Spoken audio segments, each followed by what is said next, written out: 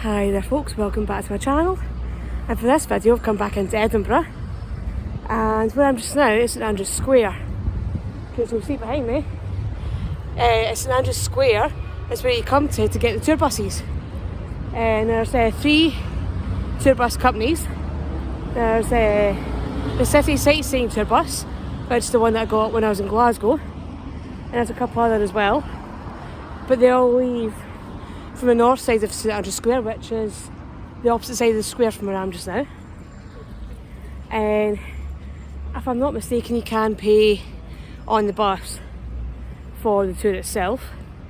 So I'm going to be heading across just in a few moments.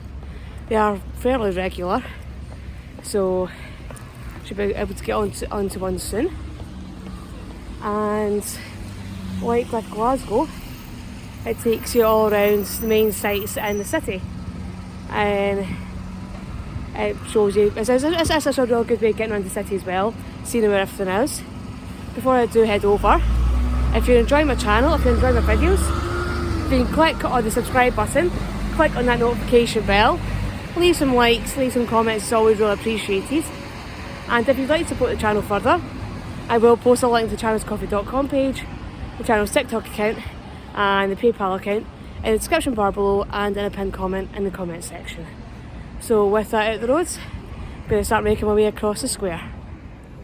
So St Andrew's Square is in the new town, just off Princes Street. So you've got Waverley Station there, the Scott Monument is there, St Andrew's Square is there. So really easy to get to if you go to Waverley Station, and it's probably about a 5-minute walk from the train station itself. I'm just going to cut across that way to get my bus. And this is the tour that I'm going on just today. So it's going to be a tour guide, this one. Street here in Scotland, there is the left hand side. Thanks for the job, Walt. Yeah, past that, and we're going to go down Princes Street, past all these lovely shops here on the right hand side. There's lots of different kinds of shops here. You can buy pretty much anything you would think of buying here on Princes Street. No, not that, you can only get them on the dark web, sorry. But past that we can see 2 art galleries. On the far left hand side is the National Gallery. That's where we go see lots of classical works of art, your old masters, things like that.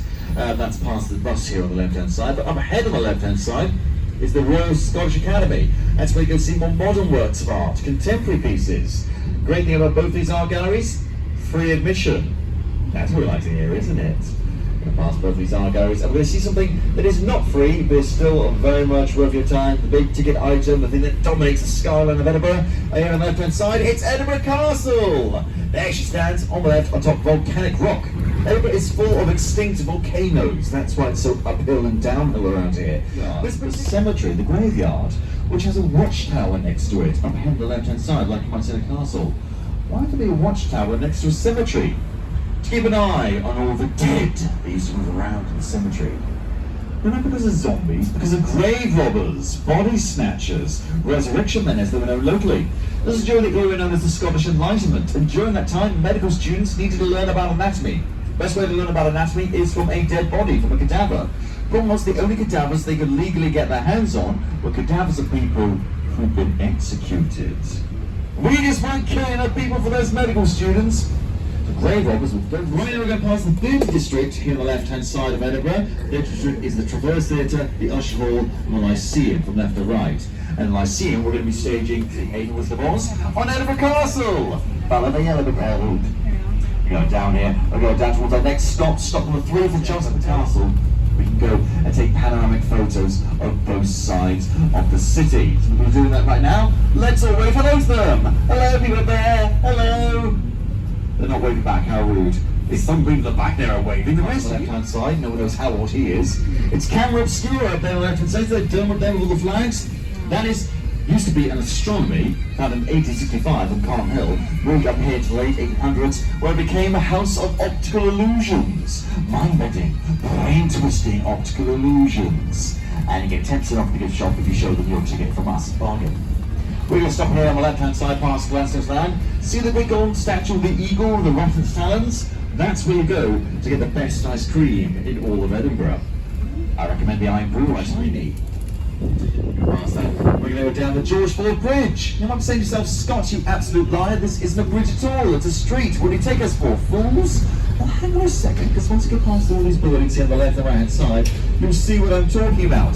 People on the left hand side of the bus, look to the left. People on the right hand side of the bus, look to the right. Once you get past the scaffolding, and you'll see just how high up we are above the Cowgate. Try not to get there to go now. Very high indeed. And past that goes the little statue of a little dog with the shiny nose. His nose is bright and shiny because people rubbed the nose, saying, who's a cute little doggy woggy. Right now we're going towards the next stop, stop number 6 for the Grass Market. Does anyone wish to get off at this next stop? Show of hands. Yep, we're all good. Grass Market. As the name suggests, it used to be a market, but it wasn't a local market. It was an open market. Anyone could sell their goods here, but if they did so, they'd be taxed for doing so. Home in Musselburgh. As they were going up the road, they suddenly heard coming from the coffin. They opened up the coffin. Up sat Maggie Dixon, alive and well. There's the last drop on the left-hand side. Maggie Dixon's second son, when she immediately asked her family, "Is this heaven?" "This is heaven. Why is my neck hurt? What's going on here?" They took her back to the Grass Market because they didn't know what else to do. And when they saw her, the crowd cheered. "Hooray, she's alive! We get to see her executed again!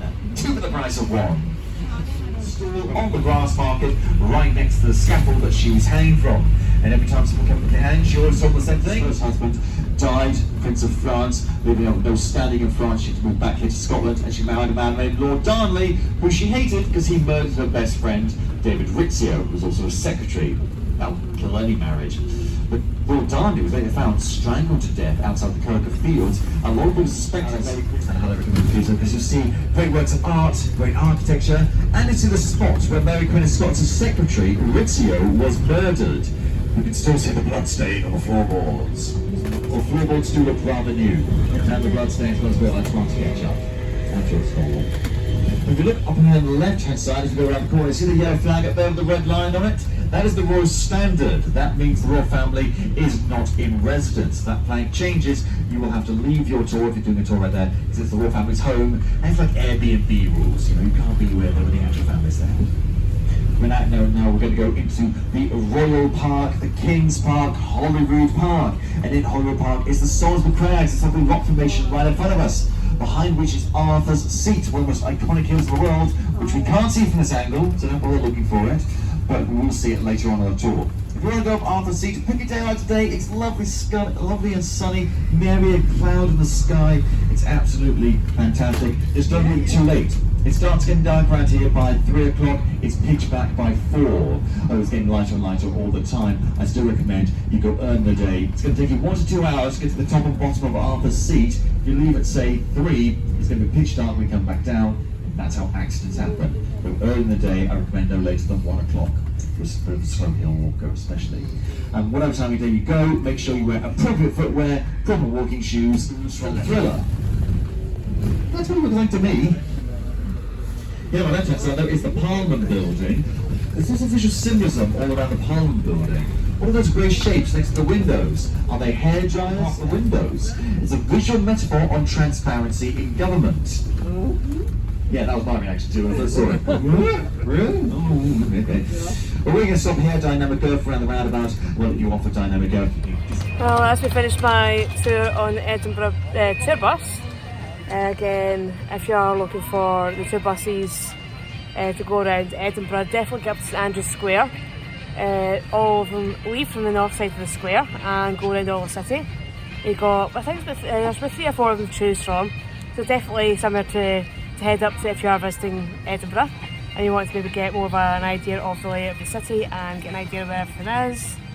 So definitely something to have a wee nosy at and get yourself on when you get here.